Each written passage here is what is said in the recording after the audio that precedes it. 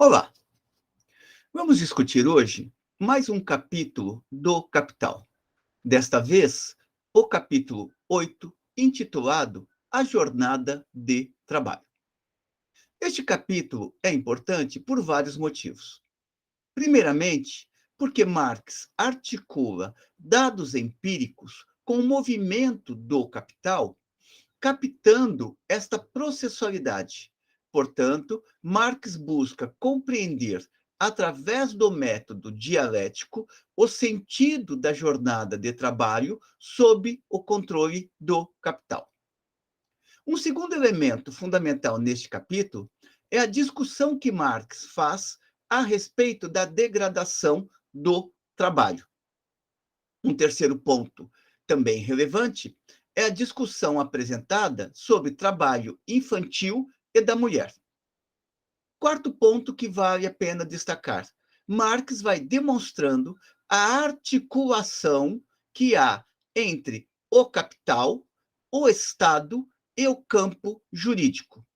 E, por fim, ele começa a discutir a questão da mobilidade da força de trabalho, que é uma discussão importante, sobretudo nesses tempos onde se fala bastante a respeito dos fluxos migratórios, sobretudo por parte dos haitianos, que acabam ingressando em vários outros países onde buscam encontrar melhores condições de existência. Lembrando que este fluxo não se refere apenas aos haitianos, poderíamos falar também daqueles brasileiros que tentam ingressar nos Estados Unidos em busca de novas condições de trabalho, ou mesmo em outros países em busca de novas condições de trabalho.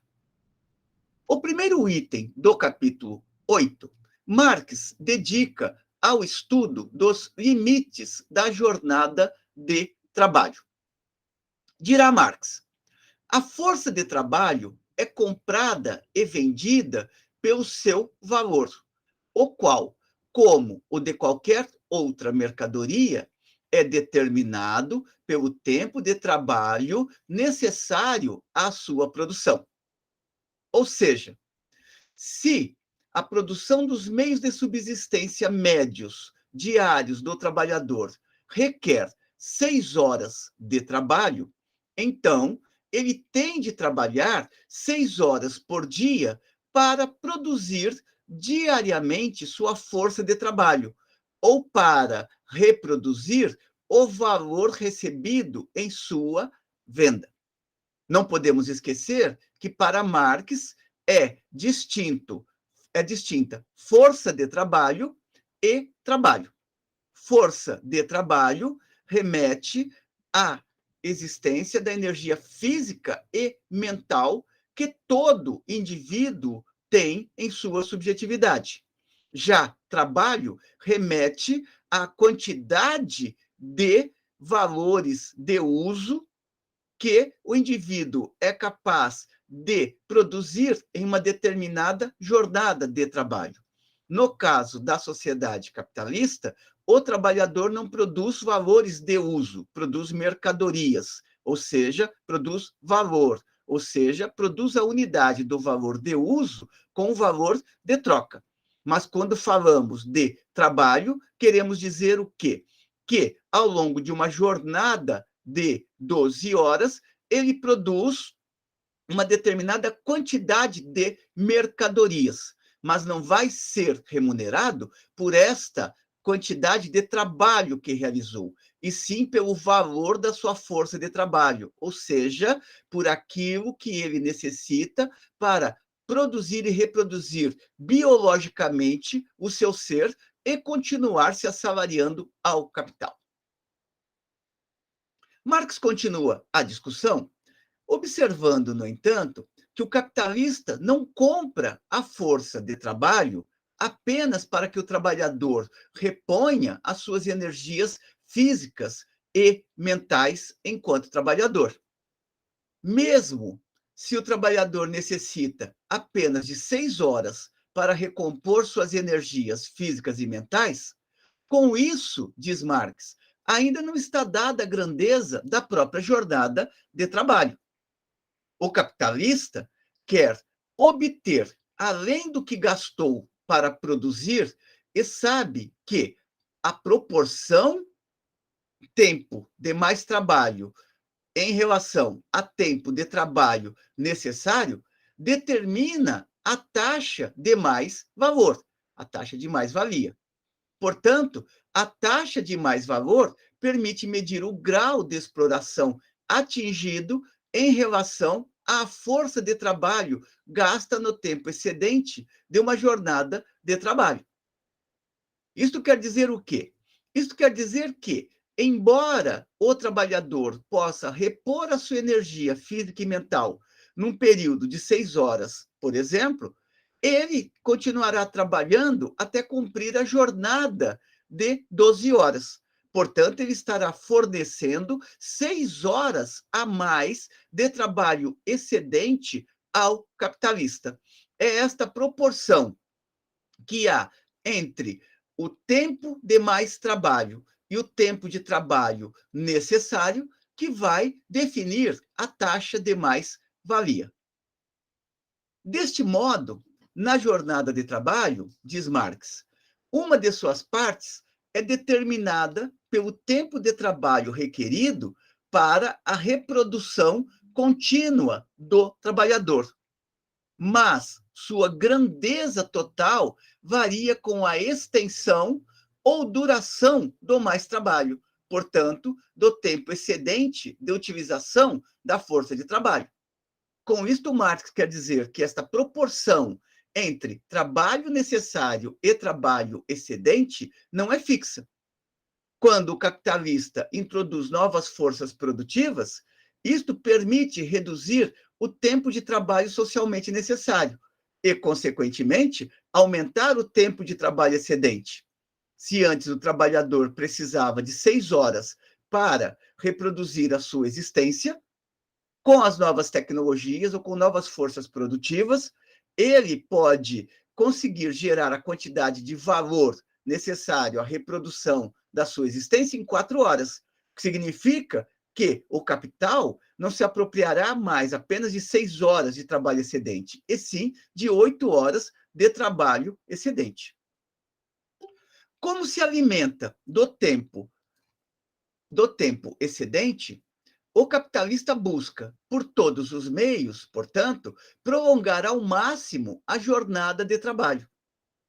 Por comparação à literatura existente, Marx faz observar que o capital é trabalho morto, que, como um vampiro, vive apenas da sucção de trabalho vivo. E vive tanto mais quanto mais trabalho vivo suga.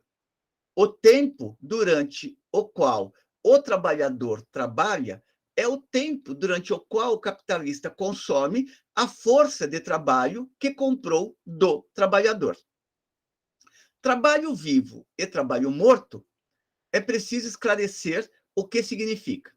Trabalho vivo é o trabalhador em atividade. É o momento em que o trabalhador está despendendo a sua energia física e mental. Trabalho morto é o resultado do trabalho realizado. É, portanto, a materialização em valores de uso ou valores de troca daquela energia física e mental que o trabalhador despendeu. O ato de produzir, por exemplo, uma caneca é trabalho vivo. A caneca feita é trabalho morto. Significa que a energia física e mental do trabalhador já está objetivada, materializada na caneca. Não tem como fazer o reverso. Mesmo que você quebre a caneca, aquela energia física e mental continuará materializada naquela caneca quebrada. Continuando a reflexão, Marx observa que, contudo, uma vez que, no modo de produção capitalista, o trabalho necessário só pode constituir uma parte de sua jornada de trabalho, esta jamais pode ser reduzida a esse mínimo sem o que o capitalista não extrairia mais valor. Portanto, se o capitalista dispensasse o trabalhador depois de 6 horas de trabalho, ele não teria a acumulação do capital. Nesse sentido, a jornada de trabalho, ela precisa ser estendida. A jornada de trabalho possui, no entanto, um limite máximo, não podendo ser prolongada para além deste limite.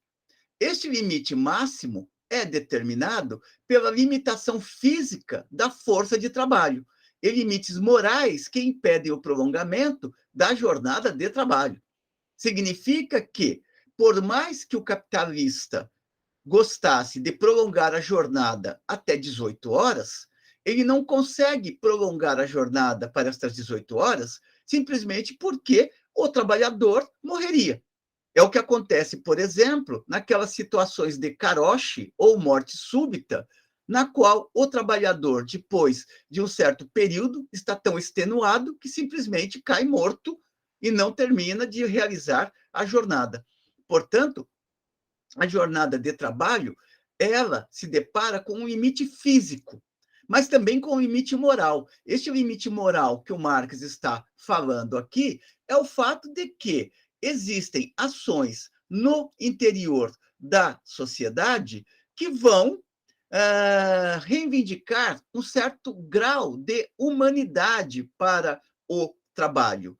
Vão ser levantados, por exemplo, movimentos que vão procurar regulamentar a jornada de tal modo a garantir, mesmo dentro da sociedade capitalista, um certo grau de dignidade para a existência humana. Afinal, diz o Marx, o trabalhador precisa de tempo para satisfazer as necessidades intelectuais e sociais, cuja extensão e número são determinados pelo nível geral da cultura dada de uma época. Significa que o trabalhador, ele não existe apenas como força de trabalho, ele tem também outras necessidades a serem satisfeitas, além daquelas de se alimentar e se reproduzir biologicamente. E, nesse sentido, existe no interior da sociedade movimentos que procuram garantir ao trabalhador esta existência para além do trabalho. São esses limites morais que o Marx está destacando aqui. Quando você tem uma legislação que parametra que o trabalhador não pode trabalhar acima de 8 horas, porque ele tem também direito de desfrutar de parte dos bens produzidos no interior da sociedade, nós estamos dentro de uma discussão que está vendo o trabalhador não apenas como um sujeito físico, mas também como um indivíduo que precisa exercitar minimamente a sua liberdade e desfrutar minimamente das riquezas sociais. Então, a discussão não é apenas uma discussão de limite biológico, mas também de limite da degradação da existência humana do trabalhador. A variação da jornada de trabalho se move, assim, no interior de limites físicos e sociais, porém, ambas as formas de limites são de natureza muito elástica e permitem as mais amplas variações. Este limite biológico, ele também tem que ser entendido no plano do desenvolvimento histórico atingido por uma determinada sociedade. Numa jornada de 12 horas, por exemplo, você pode esgotar o trabalhador. Agora, se você coloca esse trabalhador não na situação de ter que carregar sacos das costas durante 12 horas, e sim transportar sacos pesados com um trator, é lógico que você vai ter um outro desgaste da força física do trabalhador. Mas isso não vai impedir que se estabeleçam limites para a exploração da energia física e mental deste trabalhador. Marx prossegue a discussão comentando o seguinte, que o capitalista comprou a força de trabalho por seu valor diário, ou seja, para a jornada de 12 horas, que é o referencial que Marx adota. A ele, portanto, pertence seu valor de uso durante esta jornada de trabalho. Ele adquiriu, assim, o direito de fazer o trabalhador trabalhar para ele durante o dia. E o capitalista tem sua própria concepção do limite da jornada de trabalho. E a concepção do capitalista sobre a jornada, o limite da jornada de trabalho, é fazer com que o trabalhador trabalhe até o esgotamento. É importante observar que, quando Marx fala do capitalista no Capital, ele não está se referindo ao indivíduo, e sim ao fato de que o capitalista é o suporte de uma relação. O capitalista é o suporte do capital. O capital se realiza através da ação do capitalista. Não é o capitalista o motor do processo, e sim o capital. Daí que Marx vai observar que, como capitalista, ele é apenas capital personificado. Sua alma é a alma do capital. Mas o capital, e não o capitalista, tem um único impulso vital: se autovalorizar, criar mais valor, absorver com sua parte constante, que são os meios de produção, a maior quantidade possível de mais trabalho. Lembrando que o que o Marx está chamando aqui de parte constante é o capital constante, ou seja, os meios de produção que serão utilizados para a realização da produção. O capitalista, para garantir que o trabalhador continue trabalhando durante 12 horas, ele se apoia na lei da troca de mercadorias. Como qualquer outro comprador, ele busca tirar o maior proveito possível do valor de uso de sua mercadoria. Portanto, ele busca explorar o máximo possível a mercadoria que ele comprou. E a mercadoria que ele comprou é a força de trabalho. No entanto, por se pautar em uma relação de exploração que se apresenta aos indivíduos, como uma relação, esta relação, ela vai ser tratada como uma relação de iguais, entre iguais. Como é que se estabelece a jornada de trabalho? A jornada de trabalho se estabelece por meio de uma relação jurídica. Como é que esta relação jurídica se apresenta na consciência imediata, tanto do capitalista quanto do trabalhador? Ela se apresenta como uma relação entre iguais. Para o trabalhador, ele está vendendo o seu trabalho e não a força de trabalho. E para o capitalista, ele está comprando o trabalho e não apenas a força de trabalho. Daí que o Marx vai dizer a respeito da relação jurídica. Por se pautar em uma relação de exploração que se apresenta aos indivíduos, esta relação, no entanto, ela é analisada não sob a forma de exploração, e sim sob a forma de igualdade jurídica. O trabalhador está vendendo a força de trabalho pelo seu valor, e o outro está comprando a jornada de trabalho pelo seu valor. Marx está introduzindo aqui um elemento de ordem política importante, que é o da tomada de consciência por parte do trabalhador a propósito da essência da relação de exploração que se mascara sob o signo da igualdade formal entre as partes. Quando ele introduz a discussão jurídica, ele está apontando também para a necessidade de uma tomada de consciência de que esta igualdade é apenas uma igualdade formal. Enquanto o trabalhador não tomar consciência de que esta igualdade é uma igualdade formal e não uma igualdade real, de que esta troca é apenas igual juridicamente e não na prática, o trabalhador não vai criar os elementos necessários para se contrapor à dominação do capital. Daí, segue Marx, né, com uma passagem dizendo: a partir do momento em que o trabalhador começa a tomar consciência do caráter desta relação de exploração, começa a tomar consciência de que esta igualdade é uma igualdade fictícia, uma igualdade formal, ergue-se a voz do trabalhador.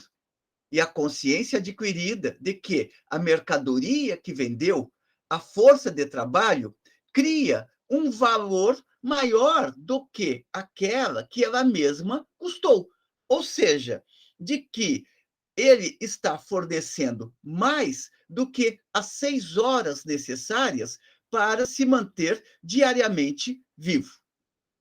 Neste processo, apreende também o trabalhador que, do lado do capitalista, aparece como valorização do capital, o que do lado do trabalhador aparece como dispêndio excedente da força de trabalho. Ou seja, neste processo, o trabalhador começa a compreender também que, com a sua atividade, ele está alimentando a acumulação do capital. Quanto mais ele despende a sua energia física e mental, ele está produzindo as condições favoráveis para que a acumulação de capital tenha continuidade. Ao trocarem suas respectivas mercadorias no mercado, o consumo da mercadoria força de trabalho passa a pertencer, neste processo, não ao vendedor que cedeu a sua força de trabalho para o capitalista, e sim ao comprador que adquire, portanto, ao capitalista. Se ele está cedendo a sua força de trabalho ao capitalista, a partir daí, cabe ao vendedor, por meio do preço que a vende diariamente, portanto, aquilo que vai se traduzir na forma salário, reproduzi-la a cada dia, caso queira continuar vivo. Na medida em que ele vendeu ao capitalista o direito de ser explorado, o trabalhador ele tem que se submeter às condições de exploração do capital, pelo menos enquanto ele não toma consciência de que é possível se rebelar contra as condições de exploração produzidas pelo capital. Ao ter negado com a venda da força de trabalho a fruição da vida, e se trata da negação da fruição da vida, porque o trabalhador ele vende todas as suas energias físicas e mentais ao capital e não vai desfrutar da riqueza social produzida pela sua própria atividade. Ao ter negado com a venda da força de trabalho a fruição da vida, a luta dos trabalhadores passa a ser a de colocar a força de trabalho em movimento apenas na medida compatível com sua duração normal e seu desenvolvimento saudável, uma vez que aquilo que o capital ganha em trabalho, o trabalhador perde em existência. Aqui Marx está retomando uma discussão que ele já apresenta em 1844 nos manuscritos econômicos e filosóficos, quando ele diz que quanto mais o trabalhador se coloca na mercadoria, menos ele é. Ou seja, quanto mais ele se vende ao capital, mais ele se degrada. Portanto, é sempre necessário voltar a esta discussão que está nos manuscritos econômicos filosóficos, no item O Trabalho Alienado. Com isso, Marx, né, ele vai mostrando que o capital tem tudo menos uma dimensão humanizadora. Humanizadora no sentido de produzir as possibilidades da existência real dos indivíduos enquanto seres humanos. Desta tomada embrionária de consciência por parte dos trabalhadores, decorrerá um dos temas abordados por Marx ao longo do capítulo, ou seja, a luta por uma jornada de trabalho reduzida, identificada inicialmente como a luta por uma jornada de trabalho justa. É importante observar que é distinta a questão da luta, da jornada de trabalho reduzida e da jornada de trabalho justa. Inicialmente, o trabalhador não percebe que ele está sendo superexplorado. Então, ele considera a jornada de trabalho dele como justa, ou seja, ele considera que está vendendo aquilo que ele concordou ao capitalista. Ele não está percebendo que está vendendo a força de trabalho, e sim que ele está vendendo trabalho. Quando Marx fala da redução da jornada de trabalho, ele não está dizendo com isso que, reduzindo a jornada de trabalho se tornará justa. E por que ela não se torna justa? Ela não se torna justa porque continua existindo a relação de exploração, continua existindo a extração da mais-valia. Portanto, continua existindo a lógica da produção de mercadorias.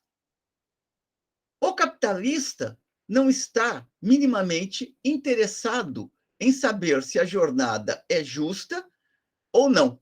Ele está interessado em manter o máximo possível o grau de exploração do trabalhador.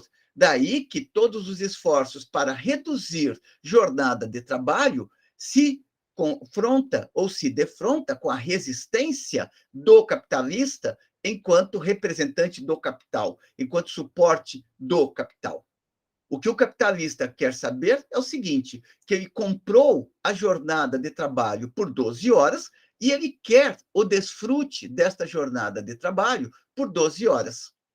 Daí que vai dizer Marx: o capitalista faz valer seus direitos como comprador quando tenta prolongar o máximo possível a jornada de trabalho e transformar, onde for possível, uma jornada de trabalho em duas.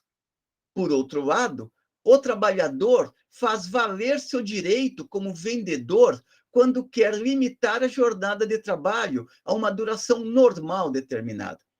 Portanto, está na essência da dinâmica do capital a luta de classes, sobretudo a partir do momento em que os trabalhadores vão tomando consciência de que eles estão dentro de uma relação de exploração. É isto que vai jogar esta discussão para o campo do direito, para o campo jurídico.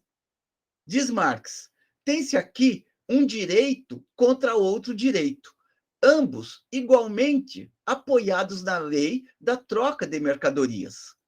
Entre direitos iguais, quem decide é a força. E, assim, a regulamentação da jornada de trabalho se apresenta na história da produção capitalista como uma luta em torno dos limites da jornada de trabalho, uma luta entre o conjunto dos capitalistas, a classe capitalista, e o conjunto dos trabalhadores, a classe trabalhadora.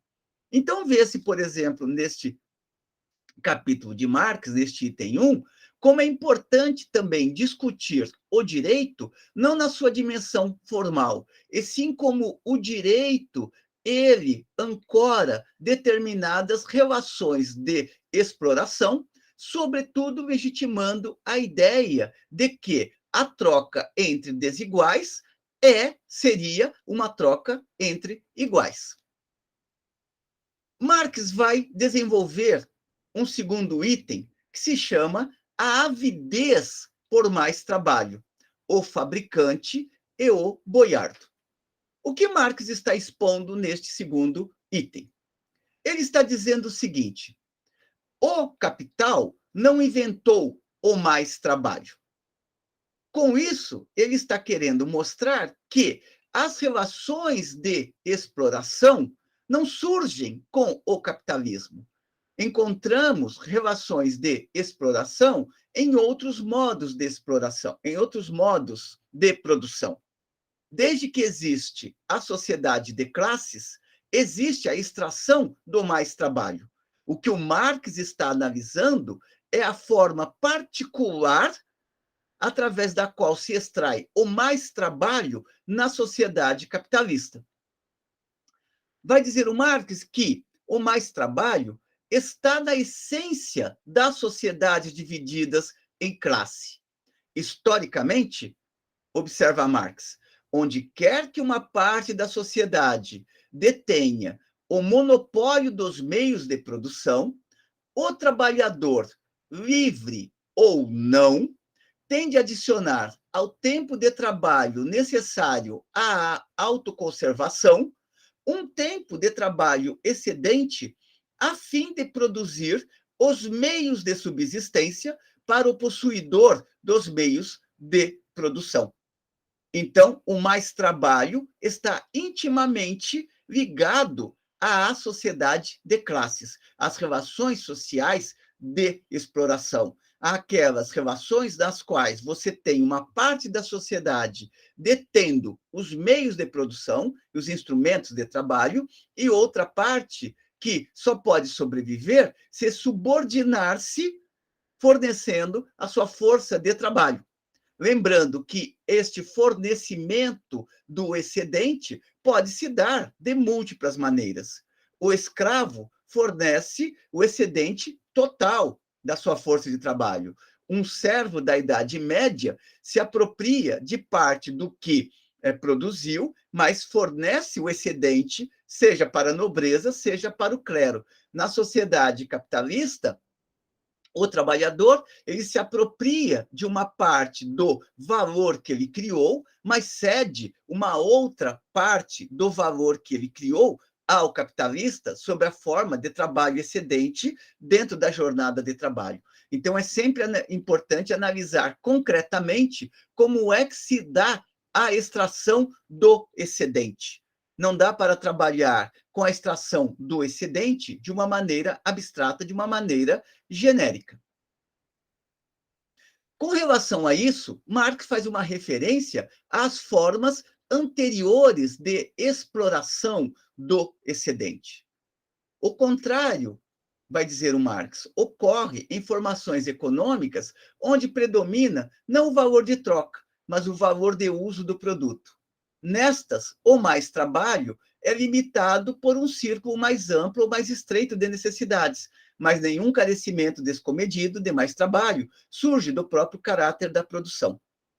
A esfera jurídica se apresentou para Marx como um terreno necessário na medida em que se tem a disputa entre as classes. Portanto, o que produz o direito não é a busca da igualdade entre os indivíduos, e sim a redução jurídica dos indivíduos desiguais a indivíduos aparentemente iguais.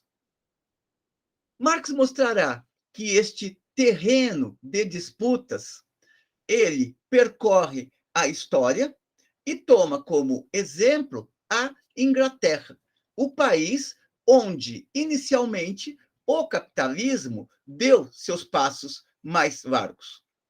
Em sua exposição, neste item 2, ele procura demonstrar que, embora o terreno jurídico seja forjado para atender os interesses das classes dominantes, é dentro dele, no entanto, pegando o caso da Inglaterra, que a classe trabalhadora teve de se mover ao descobrir que leis refreiam o impulso do capital por uma sucção ilimitada da força de trabalho, mediante uma limitação compulsória da jornada de trabalho pelo Estado e, mais precisamente, por um Estado dominado pelos capitalistas.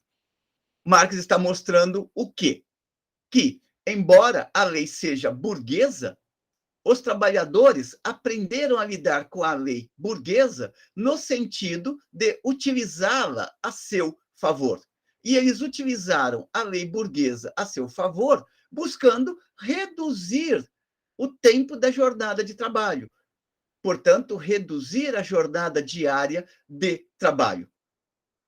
Com esta observação, Marx prepara o caminho para o item 3 deste capítulo 8, no qual ele vai explicar as razões que empurraram a luta de classes para o terreno jurídico. Então, notem que para Marx não se trata de negar o terreno jurídico, se trata de problematizar o terreno jurídico, mas, ao mesmo tempo, fazer com que o terreno jurídico seja utilizado pelos trabalhadores a seu favor. portanto, permitindo, fazendo com que os trabalhadores se utilizem do terreno jurídico para conquistar direitos. Então, a luta por direitos não é uma luta negativa para o Marx. O que o Marx está discutindo é que não pode se restringir a luta à luta por direitos. É necessário fazer com que a luta avance em direção a uma sociedade sem classes, a uma sociedade emancipada. Mas, de maneira nenhuma, desprezar o terreno do direito como sendo um terreno de luta a ser enfrentado pela classe trabalhadora no seu conjunto. Entramos aqui no item 3, que são os ramos da indústria inglesa sem limites legais à exploração. Marx vai estar observando que, no primeiro momento, as leis elas atuavam somente para garantir os direitos aos capitalistas, portanto, o direito ao capital. No entanto, a luta dos trabalhadores vai fazer com que este terreno seja problematizado e comecem a ser forjadas leis que também atendam aos interesses imediatos dos trabalhadores. Observa, né? Marx registra que foi o impulso de prolongamento da jornada de trabalho, a voracidade de lobisomem por mais trabalho e os abusos desmedidos, a razão pela qual se desenvolveram esforços para que o capital fosse submetido aos grilhões da regulação legal. Esta era a tendência de diversos ramos da indústria. E aqui entra, mais uma vez, a genialidade de Marx enquanto pesquisador, pois argumenta valendo-se de documentos produzidos no próprio âmbito do pensamento burguês.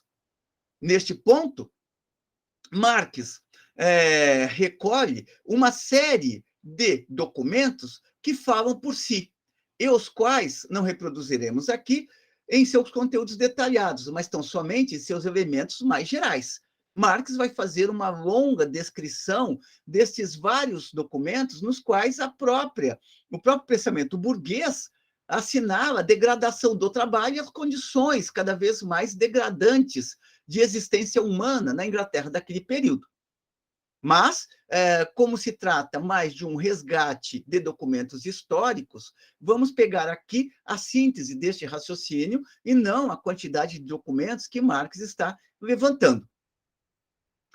O que mostram esses documentos? Esses documentos coletados por Marx, eles denunciam o sofrimento e privação inéditos no restante do mundo civilizado. Aviltamento de crianças e adolescentes forçados a trabalhar extensas jornadas noturnas, enquanto seus membros físicos, né, suas partes constitutivas do corpo humano, se atrofiam, enquanto seus corpos definham, enquanto suas faces desbotam e sua essência humana se enrijece inteiramente num torpor pétreo, cuja mera visão já é algo terrível. Importante destacar neste item a atenção que o Marx dá, trazendo à luz, né, e valendo-se de documentos, relatórios, relatos, a respeito da degradação do trabalho infantil, a preocupação de Marx com o trabalho infantil, mostrando como que o capital ele não tem pudor nenhum de se apropriar da força de trabalho das crianças nas condições mais aviltantes, desde que a ele seja aberta esta possibilidade. Então, discutir hoje o trabalho infantil é também mostrar que não se trata de um fenômeno da contemporaneidade, e sim de algo que se entrelaça com a própria lógica interna do capital. Em uma de suas conclusões, a partir do material coletado, Marx observa: a partir da situação das crianças, podemos ter uma ideia do que se passa com os adultos, principalmente moças e mulheres. Por outras palavras, se o capital não tem pudor de explorar crianças, imagine-se então o que ele não faz com as mulheres e com os adultos em geral. Marx traz ainda à tona como que esta exploração do capital ela produz doenças provocadas pelo excesso de trabalho e a indiferença do capital em relação a esta tragédia humana. Isto é, a indiferença dos capitalistas em relação a esta tragédia humana.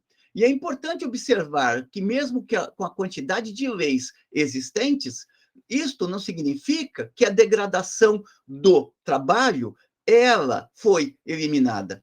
Basta ver a quantidade de acidentes de trabalho que anualmente se registra, por exemplo, no Brasil, ou mesmo uma tendência mais recente entre trabalhadores de cometerem suicídio no próprio espaço de trabalho. Para estes, vai dizer o Marx, né, para os capitalistas, o capital constante, os meios de produção considerados do ponto de vista do processo de valorização, só existem para absorver trabalho e, com cada gota de trabalho, uma quantidade proporcional de mais trabalho. Se não fazem isso, sua simples existência constitui uma perda negativa para o capitalista, uma vez que, durante o tempo em que estão ociosos, eles representam um desembolso inútil de capital. E essa perda se torna positiva tão logo a interrupção torne necessária a realização de gastos adicionais para o reinício do trabalho. Soma-se a isso que apropriar-se de trabalho 24 horas por dia é o impulso imanente da produção capitalista. Ou seja, o capital ele não quer máquinas ociosas, ele não está preocupado se utilizar esta máquina durante 24 horas vai produzir desgaste ou não da força de trabalho. O que ele quer é saber se é possível utilizar as máquinas durante 24 horas para acumular capital. Para o capital, diz Marx, a jornada de trabalho contém 24 horas, deduzidas as poucas horas de repouso sem as quais a força de trabalho ficaria absolutamente incapacitada de realizar novamente seu serviço. Mas, como é fisicamente impossível sugar as mesmas forças de trabalho continuamente dia e noite, portanto, fazer o trabalhador trabalhar 24 horas seguidas, o capital necessita, a fim de superar este obstáculo físico, do revezamento entre as forças de trabalho consumidas de dia e de noite.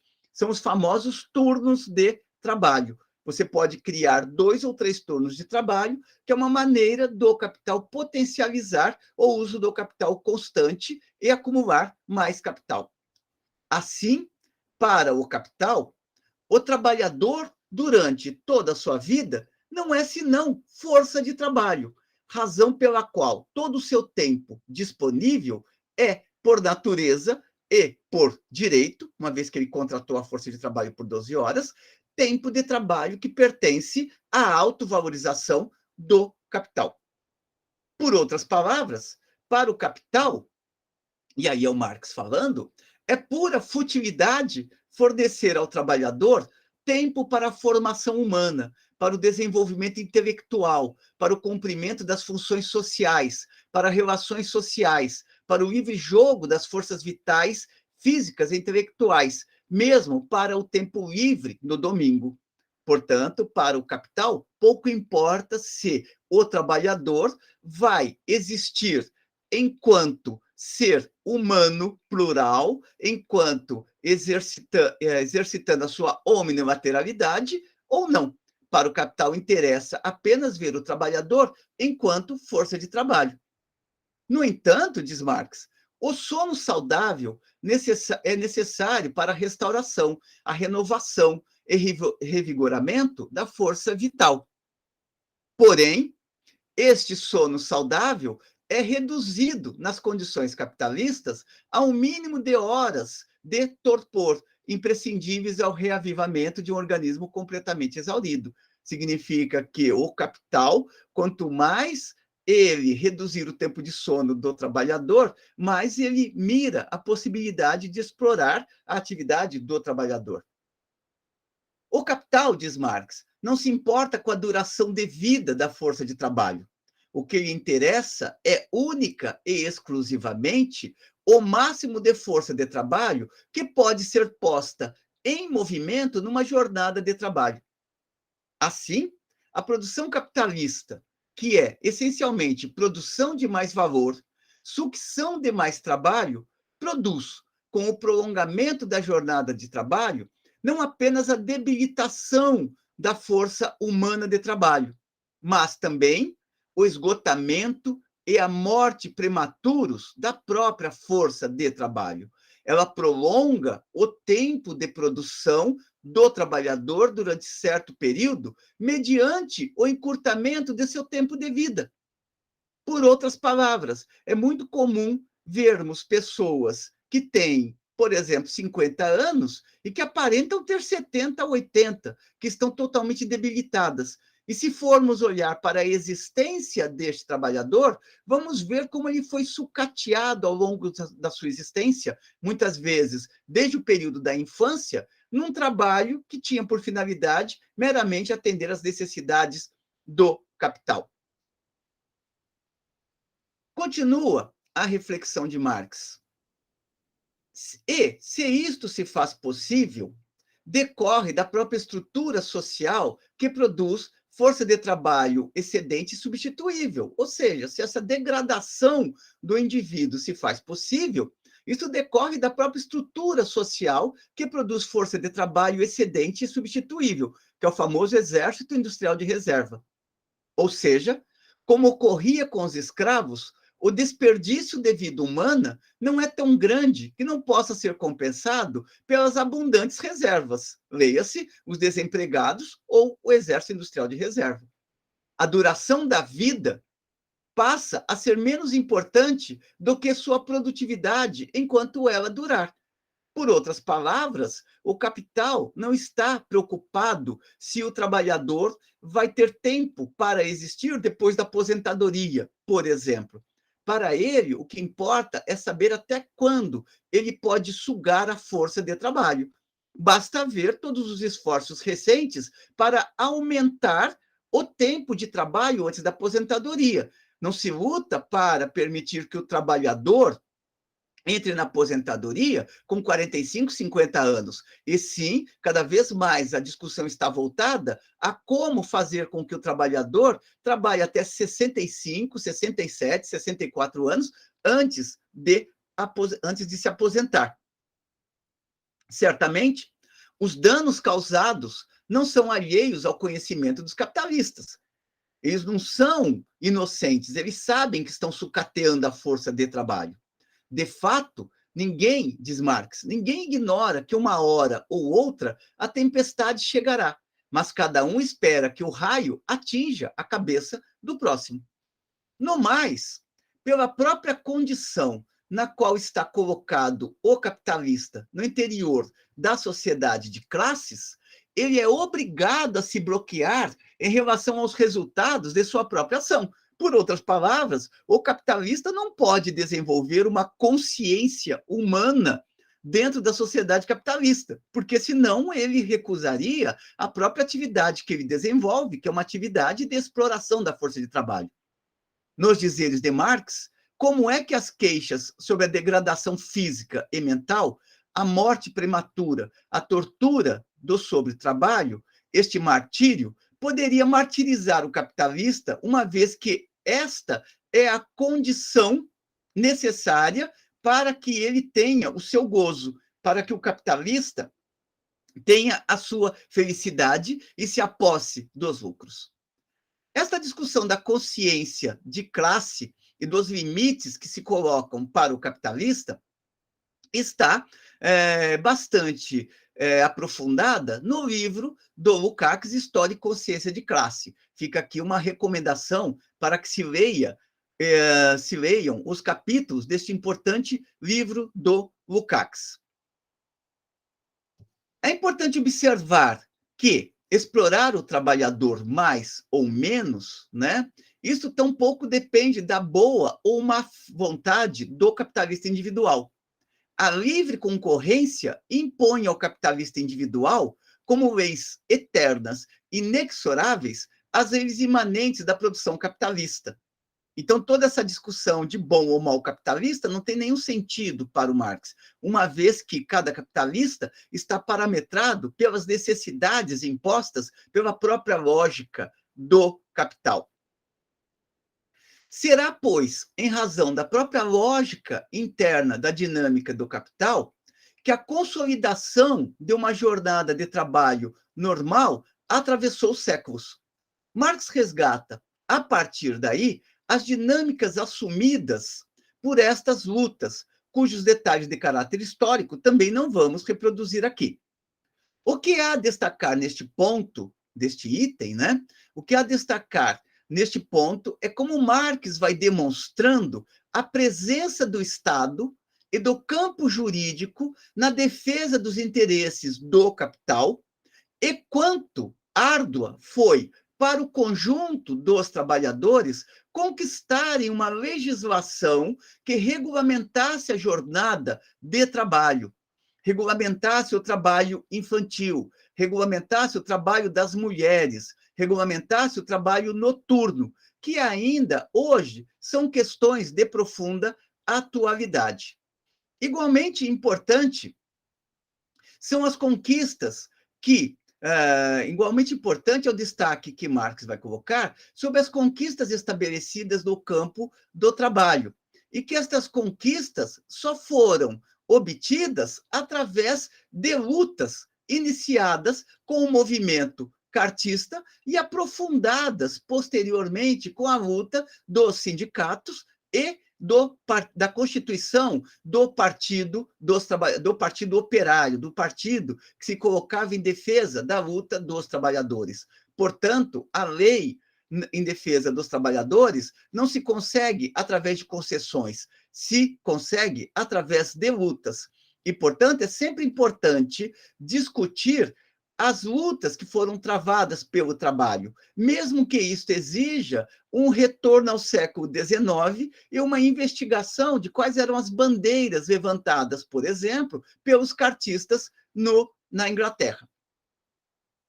Marx destaca, no entanto, que estas lutas eram inicialmente lutas econômicas, e que somente à medida em que a consciência de classe começou a se desenvolver, é que essas lutas se tornaram de lutas econômicas, se transformaram de lutas econômicas em lutas de caráter político.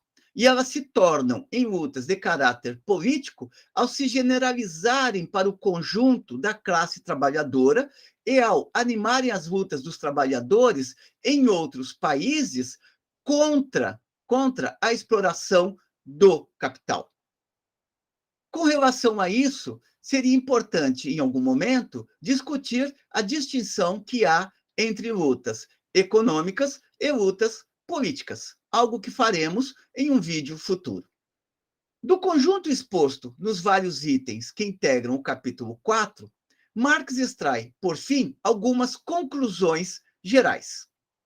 Primeiro, nas indústrias inicialmente revolucionadas pela força da água, do vapor e da maquinaria, nessas primeiras criações do modo de produção, o impulso do capital para a prolongação a todo custo da jornada de trabalho é primeiramente satisfeito.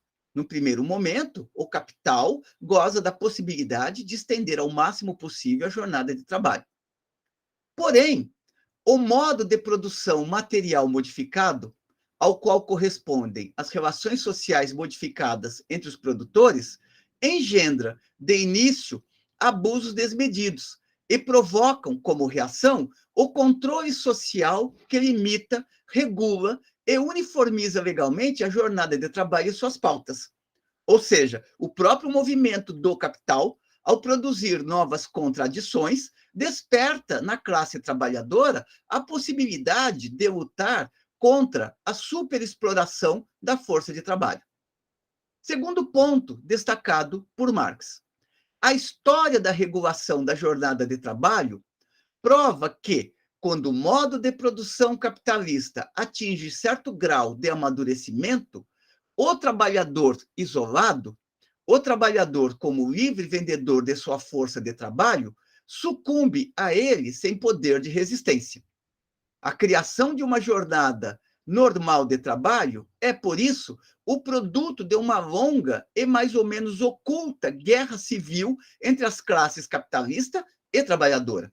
Portanto, a lei ela não brota por livre e espontânea vontade do capitalista que quer defender os trabalhadores. A lei em defesa do trabalho nasce da luta e da tomada de consciência dos trabalhadores de que eles são explorados.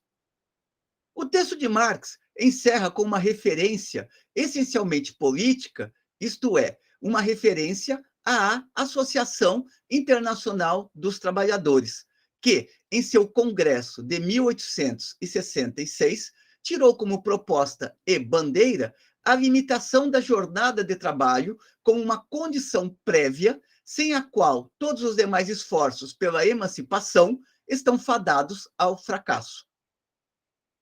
A decisão da Associação Internacional dos Trabalhadores foi lutar por uma jornada de limitação de 8 horas, colocar 8 horas de trabalho como limite legal da jornada de trabalho.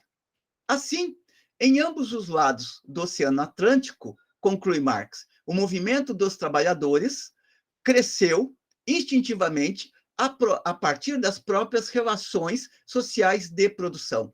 Portanto, o desenvolvimento do capital é também um desenvolvimento no qual as contradições colocam a possibilidade de tomada de consciência de classe por parte do universo do trabalho.